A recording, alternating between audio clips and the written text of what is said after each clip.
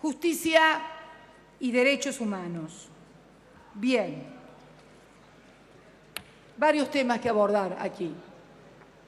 Pueden bajar los carteles porque ya los vi y voy a hablar. Pensaba hablar, no necesito de la AMIA no necesito carteles para hablar. Hablo de la AMIA desde 1994. A los que me ponen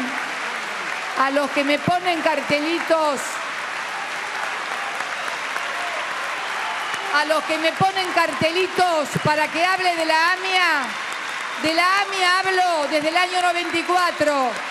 Desde la AMIA estoy desde el año 1996, cuando denuncié a Galeano y a todos los que encubrieron y no permitieron que se supiera la verdad. De la AMIA hablo con los familiares desde el año 96, apoyándolos y ayudándolos. De la AMIA hablo y seguiré hablando en Naciones Unidas, reclamando que se haga justicia, como no lo hizo ningún presidente argentino. De la AMIA hablo. De la AMIA hablo diciendo que se quiere demorar el juicio de encubrimiento desde el año 2002 de autoridades argentinas, de los servicios de inteligencia que cubrieron y encubrieron y no permitieron que se supiera la verdad. Han pasado 21 años. Han pasado 21 años y no tenemos un solo condenado ni un solo preso por AMIA. No necesito carteles. Yo puedo ir con carteles al frente de la AMIA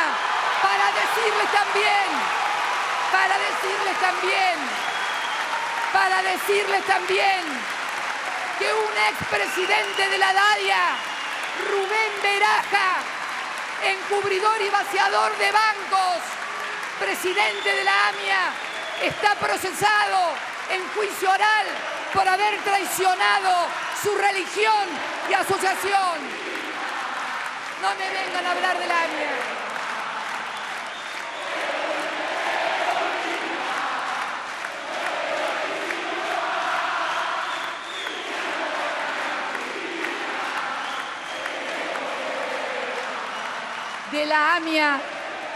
De la AMIA puedo hablar cuando el otro día me entrevistaba. Es un tema que me toca muy de cerca, porque en Soledad no queda casi ningún legislador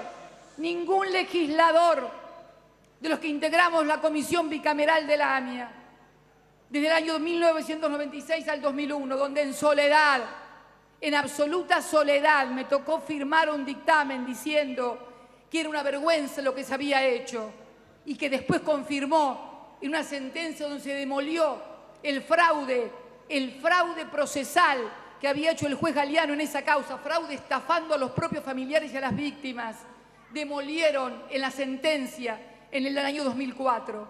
Desde el año 2000 que se inició el juicio de encubrimiento a los funcionarios de ese entonces, porque la AMIA no explotó ayer ni durante nuestro gobierno, explotó hace 21 años. Y hace 21 años que los familiares y las víctimas demandan justicia. No solamente la AMIA, la embajada. También quiero hablar de la embajada. Y si se me permite, por favor, esto es un tema internacional, señores.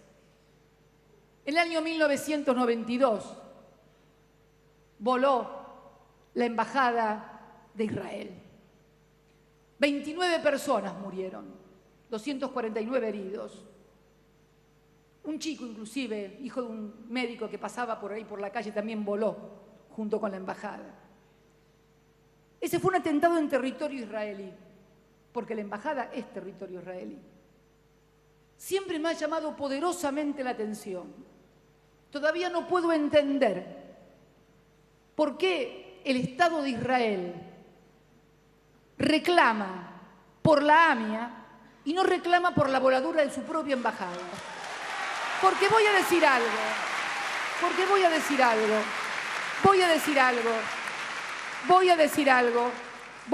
algo. Que nadie se confunda, la AMIA no fue un atentado contra los judíos, como vi en la solicitada el otro día. La AMIA no fue un atentado contra los israelitas ni contra el Estado de Israel. La AMIA fue un atentado contra la República Argentina y contra los argentinos, señores. Yo lo viví así y yo lo denuncio como un atentado contra la Argentina. Y es necesario, tal cual lo dije en el juicio oral, cuando me citaron como testigo al ser miembro de la comisión, que desgraciadamente la causa de la AMIA se había convertido en un tablero de ajedrez de la política nacional e internacional. Y tengo más que elementos para decirlo. Porque esto que llama la atención, que nadie hable del atentado de la embajada, que no pudo ser tratado por jueces comunes, porque al tratarse de una embajada es materia específica, excluyente y exclusiva de la Corte Suprema de Justicia de la Nación. ¿Sabe alguien le puede informar a esta presidenta cuál es el resultado de la investigación que llevó adelante la Corte Suprema de Justicia de la Nación del atentado de la Embajada de Israel? ¿Quiénes son los condenados? ¿Cuáles son los procesados? ¿Qué fue lo que pasó? ¿Me puede informar por qué el Estado de Israel no reclama por la embajada y sí reclama por la AMIA? Que no me molesta que reclame por la AMIA. De paso, yo lo voy a pedir acá, ya que no se lo ha pedido ningún juez en la Argentina, yo le voy a pedir formalmente desde acá al Estado de Israel que por favor venga a testimoniar aquí a la República Argentina ante el juez de la AMIA, el ex embajador Yitzhak Avirán. ¿Por qué digo esto, señores? ¿Por qué digo esto, señores?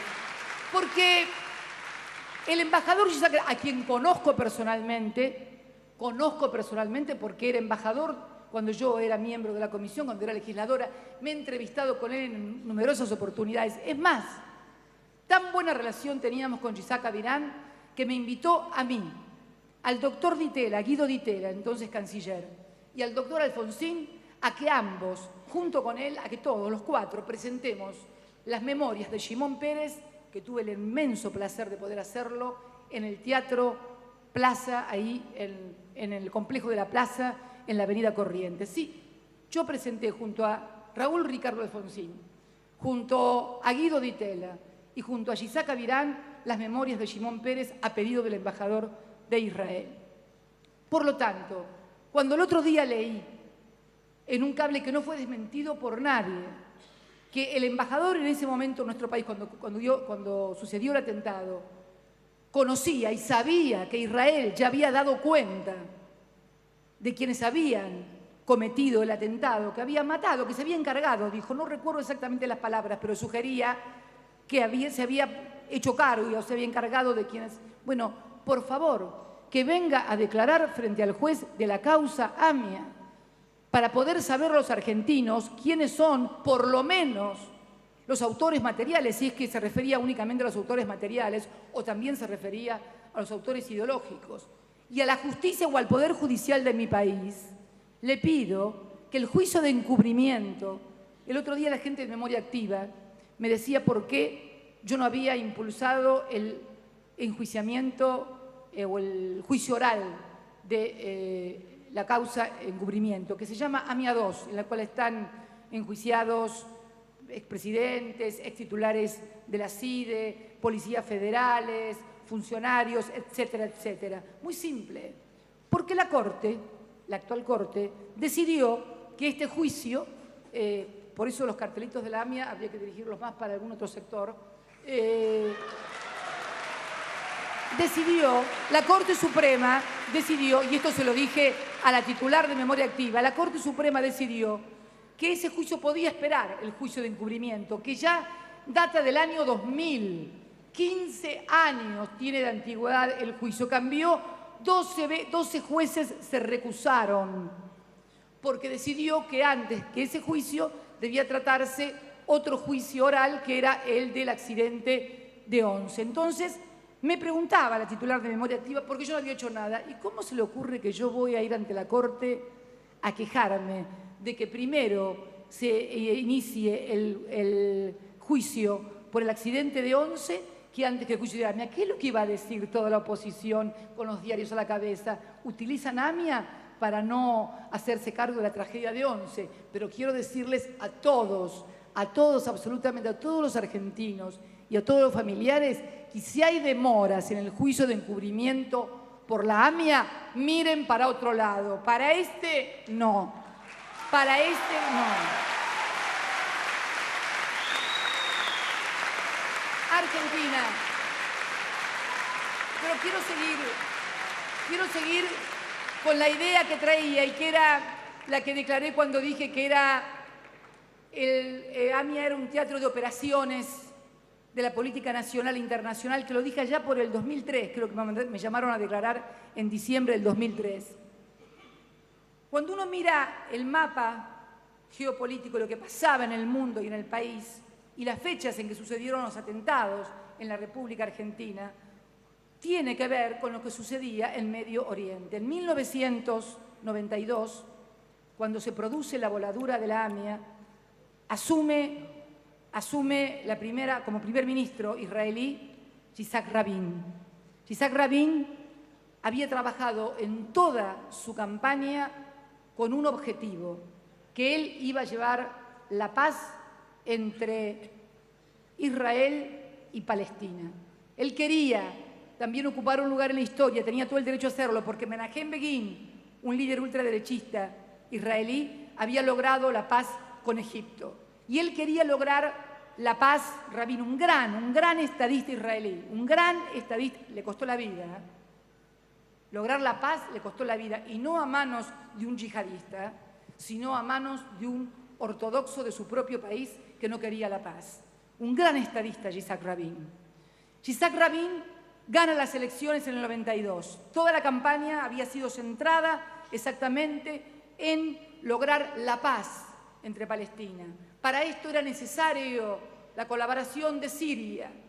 En el 92 vuela la embajada de Israel. En el 92 vuela la embajada de Israel. Las conversaciones con Siria comienzan en el año 93.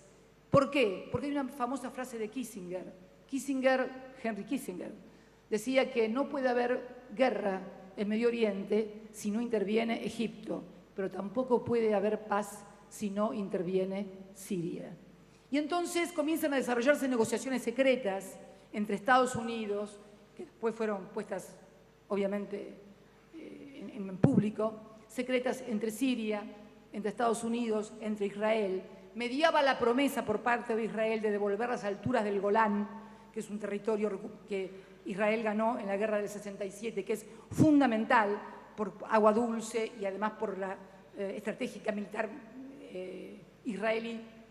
Y comienzan las reuniones en las cuales Siria era un actor preponderante. Cuando se está haciendo todo eso es cuando se produce el atentado en la AMIA. La paz igual se llevó a cabo en Oslo entre Shimon Peres, entre Rabin y entre Yasser Arafat, el líder de la Organización para la Liberación de Palestina. 3 que luego reciben el premio Nobel, creo que en 1994, si mal no me acuerdo, precisamente por el logro. En 1994 ellos logran la paz, pero a Rabin lo matan al año siguiente, un fanático israelí que lo consideraba un traidor por haberse sentado a negociar con Siria y con Yasser Arafat. Al mismo tiempo, se producían situaciones dentro de Siria, porque Siria había participado ayudando a la coalición en Kuwait, y por lo tanto había grupos radicalizados adentro de la propia Siria que no estaban de acuerdo con esta política de acercamiento entre Siria, Estados Unidos, y como facilitador de la paz, y se producen también radicalización de grupos porque lo consideraban que era demasiado blando frente a Estados Unidos. Esto es todo el entramado que está atrás de todo esto. Por eso es importante entender que nada, cuando se mueve en Medio Oriente, no tiene implicancias. Y quiero decir algo más, también tuvo implicancias en la política nacional, porque precisamente el juicio que cayó, el juicio oral, fue porque se utilizó la causa AMIA para plantar pruebas todo el tiempo falsas e inexistentes. Yo era miembro de esa comisión cuando se acusó a miembros de la bonaerense. ¿Por qué miembros de la bonaerense? Porque el candidato en ese momento, y no van a decir que yo lo defienda, era Eduardo Duhalde, que tenía un gran enfrentamiento con quien era presidente de la República Argentina. Se plantó una pista falsa. No estoy defendiendo a la bonaerense, para nada, pero fue el Tribunal Oral Federal el que determinó que se caía todo el proceso y terminaron absolviendo. ¿Por qué? Porque se utilizó la causa también para la política nacional, algo que asquea, porque son 85 víctimas que todavía esperan justicia y la siguen utilizando desde afuera y desde adentro, desde afuera y desde adentro, desde afuera y desde adentro para hacer geopolítica. Por eso decía yo el otro día, no permitamos que nos trasladen conflictos adentro. Y vinculado a esto, no puedo soslayar la denuncia que efectuara quien en vida fuera el titular de la UFI, AMIA, el fiscal Alberto Nisman, que por supuesto lamento su muerte como lamento la muerte de cualquier argentino, de cualquier persona, de cualquier ser humano, de cualquier ser humano. Pero también quiero decir que leí profundamente tanto la denuncia como la sentencia del juez Rafecas. No voy a hablar de la sentencia del juez Rafecas porque la sentencia del juez Rafecas habla por sí sola. Pero sí tengo que hablar, y no puedo evitarlo, el descubrimiento que yo no sabía, ni ningún argentino sabía, de dos documentos que estaban en la caja fuerte del doctor Nisman y a los que hace referencia la sentencia del doctor Rafecas. Y dice concretamente que aparecieron entregados por la secretaria, acá está, otra versión de los sucesos según la propia UFI AMIA. La documentación comienza con un acta labrada el 20 de febrero por la doctora Soledad Castro, secretaria de dicha unidad fiscal, o sea, era una de las empleadas o una de las colaboradoras del doctor Nisman, que le entrega al juez Rafecas dos documentos, dos oficios, uno dirigido a la Procuración Fiscal, donde le informa que va a mandar a la Presidencia de la Nación una solicitud para que sea planteado en el Consejo de Seguridad el tema de la extradición de los iraníes. Yo quiero leerla porque vale la pena leer lo que, además, esos dos documentos no son ni escuchas, ni me contaron, ni un artículo periodístico. Son dos documentos de puño y letra firmadas por el doctor Nisman.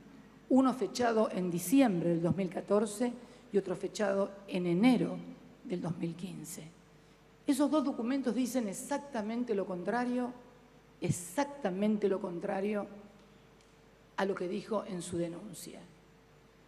Ese expediente que dice Cristina Fernández de Kirchner sobre encubrimiento, luego de haberse agregado por parte de las actuales funcionarias de la UFI y por el juez Rafecas la causa, debería ser recartulado y debería llamarse Nisman versus Nisman.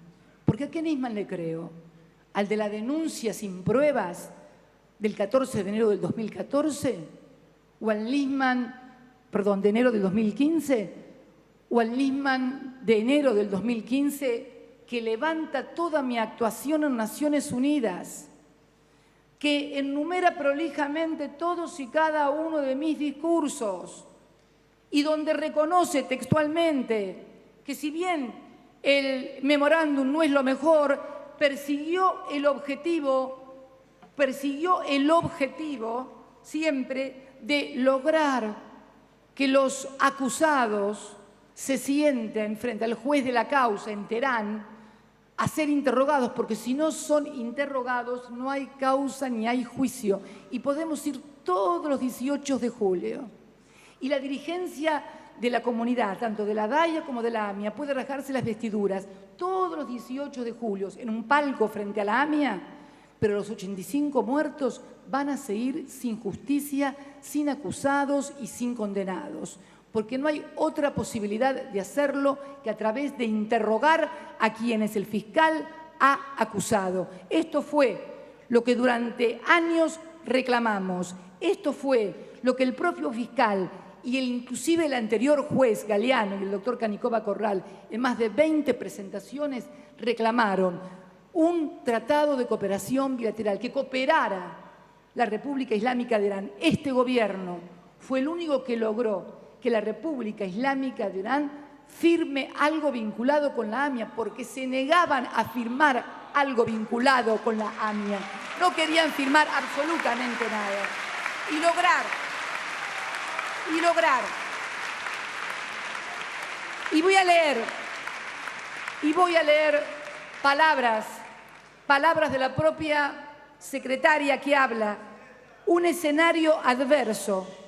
Sostiene que el tratamiento del memorándum es un escenario adverso a la vía que pretendía intentar. Esto no lo digo yo, lo cuenta la secretaria. Pretendía intentar, dado que su propuesta de abordaje compulsivo. ¿Ustedes saben qué es abordaje compulsivo en el Consejo de Seguridad?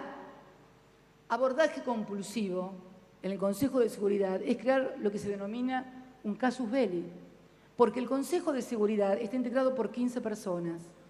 5 representan a los miembros permanentes y 10 a los miembros rotativos. Si ya está el veto de uno solo de los miembros, no pasa nada. Supongamos que se pongan de acuerdo los 15 miembros y que le digan a Irán que tiene que extraditar a los 5 detenidos. Y los 5 detenidos Irán se niega. ¿Qué van a invadir a Irán? Ustedes saben que no. Ustedes saben que esto no es cierto, que nadie va a invadir Irán, porque le hemos pedido a Estados Unidos que incluya en sus negociaciones nucleares precisamente la causa AMIA, y tampoco la ha incluido. Y esto es lo que surge. Surgen 2 documentos. Uno, el público, donde dice que encubrimos a nosotros, que fuimos los que dotamos de recursos humanos, económicos, que venimos bregando desde el año 1996 por esta causa, a nosotros, que lo pusimos al propio fiscal Nisman al frente de todas las investigaciones, dándole todo lo que él pedía. Era la Secretaría y era la Fiscalía que más recursos contaba de todo el Poder Judicial y la única que tenía una sola causa. Yo misma me desgañité gritando en la ONU desde el 2007, que soy presidenta, hasta el año pasado, porque realmente cooperen y se permita que el juez le tome declaración a los acusados, que es la única forma de llegar. No hay otra forma de llegar. Pero no se preocupen. El 10 de diciembre va a haber otro presidente. Ese presidente puede ir al Consejo de Seguridad, si él estima conveniente, acusar a Irán ante el Consejo de Seguridad y plantear un casus belli en el Consejo de Seguridad y hacerse responsable de plantear un casus belli en el Consejo de Seguridad. Seguro que alguno lo va a vetar, pero a lo mejor tienen suerte y no lo vetan, y a lo mejor que invaden Irán para tomarle declaración a 5 iraníes. Miren, voy a leerles un artículo muy interesante que apareció en Clarín. Miren qué interesante. Yo leo todo. La decisión de Rafecas sorprendió en Washington. ¿Se acuerdan de lo que yo les hablaba con el tema de la geopolítica internacional, no? Hay sorpresa en Washington, dice, por la velocidad con la que el juez Rafecas tomó. Escuchen esto, comillas. Me parece que una decisión tan seria como esta se tomó un poco rápidamente, señaló a Clarín Joseph Humir, director de la organización Center for Security Free Society, un lobby, un think tank, un lobby, con sede en la capital estadounidense y coautor de la estratégica penetración de Irán en América Latina. Humir conoce en detalle el caso AMIA, también la denuncia de Alberto Nisman y al propio fiscal fallecido, ya que ambos fueron invitados al Congreso de los Estados Unidos en junio del 2013 a exponer sobre la influencia del régimen iraní en la región. Humir agregó que más allá de la decisión del juez Rafecas, lo importante es la argumentación que Nisman pensaba llevar ante el Congreso argentino pocas horas después de su muerte. Yo no creo, dice textual, yo no creo que Nisman realmente hubiera querido atacar a la presidenta. No era su propósito. Lo que creo es que de alguna manera estaba usando a Cristina Kirchner, esto es textual, a Cristina Kirchner como un vínculo para poder abrir el caso de AMIA a un nivel internacional, a cortes globales, a Naciones Unidas. Esto es lo que dice. Entiendo que hay una lógica de que el memorándum nunca se llevó a cabo y que no se llegó a terminar y que supuestamente las transferencias de energía tampoco se profundizaron. Solo hay intentos y en la ley los intentos no son suficientes. ¿A dónde voy con todo esto? A que muchas veces el contacto permanente con la política interna, los avatares, las peleas, las discusiones, los intereses, las mezquindades, nos llevan a perder de vista las cosas. Pero esta es la escena que hemos creado en el orden internacional. Un fiscal de la Nación que acusa no a Cristina Kirchner o a Héctor Timerman, sino a la Presidenta de la República y al canciller, o sea, a quienes lo representan internacionalmente al país. O sea, acusa a la Argentina, porque la Argentina la representamos nosotros, por lo menos hasta el 10 de diciembre, y sostiene que este país, que sufrió el atentado de la AMIA, que costó la vida de 85 personas, es el país que va a encubrir a la República Islámica de Irán, que es el país que está acusado de haber pergeñado el atentado. Muy bien, ese es el escenario internacional. Y de repente aparecen los secretarios de ese juzgado con dos escritos firmados en la misma fecha, firmados por la misma persona, que dicen exactamente lo contrario a lo que planteó en la denuncia. Eso no es justicia. Eso es un escándalo, es un bochorno, no para el gobierno, para todos los argentinos, oficialistas, opositores, contreras o demás. Es una verdadera vergüenza y bochorno. Es una verdadera vergüenza y bochorno. ¿Con cuál Nisman me quedo? ¿Con el que nos acusa de encubrimiento o con el cual se dirigía a mí? Porque se dirigía a la titular del Poder Ejecutivo, reconociéndome todo lo que habíamos hecho, todo lo que habíamos dicho, para que yo me presentara ante el Consejo de Seguridad. ¿Qué fue lo que pasó? ¿Qué fue lo que pasó entre que el fiscal Nisman se fue de vacaciones y volvió, que en lugar de presentar lo que tenía para presentarme en el Consejo de Seguridad, presentó la denuncia? Y no me refiero únicamente a cuestiones internas. No me refiero a cuestiones únicamente porque como la anterior causa, tampoco únicamente se agota en la conexión local. Es más claro y más evidente que nunca que AMIA sigue siendo un tablero de la política nacional e internacional. Porque en estos momentos, por si nadie se dio por notificado, Estados Unidos está negociando con la República Islámica de Irán un acuerdo nuclear, con fuerte oposición de un sector del Partido Republicano, con fuerte oposición del Estado de Israel, que se opone enfáticamente e inclusive motivó un entredicho entre el presidente Barack Obama y el presidente Netanyahu por la visita del presidente de Israel al Parlamento. Nadie une las cosas. Nadie puede pensar un poquito más allá de lo que le dice Clarín o de lo que le conviene para la próxima elección. Hay que pensar un poco más. Hay que pensar un poco más en el país. No podemos seguir manoseando a 85 víctimas, a sus familiares que ya no saben a dónde ir, a quién pedir. Ya no lo saben. Y de paso, por favor, también recordar que hubo otro atentado, que fue el de la Embajada de Israel, que hubo 29 muertos. Hubo esos 29 muertos porque son 29 muertos, nadie se hace cargo y nadie pide justicia por ellos. Yo quiero sumarle a los 85 muertos de la AMIA, a los 29 muertos de la Embajada de Israel. Todos muertos en nuestro país, en atentados terroristas, en una contienda que nosotros no tenemos absolutamente nada que ver, porque somos un país de paz, un país de inmigrantes. Entonces quiero decirles que estoy muy acostumbrada a agravios, descalificaciones. No me interesa y las pienso seguir soportando. Solamente les pido que no utilicen más la causa AMIA y pidan justicia en serio, pidan que el Poder Judicial actúe en serio, porque lo que ha pasado es realmente bochornoso.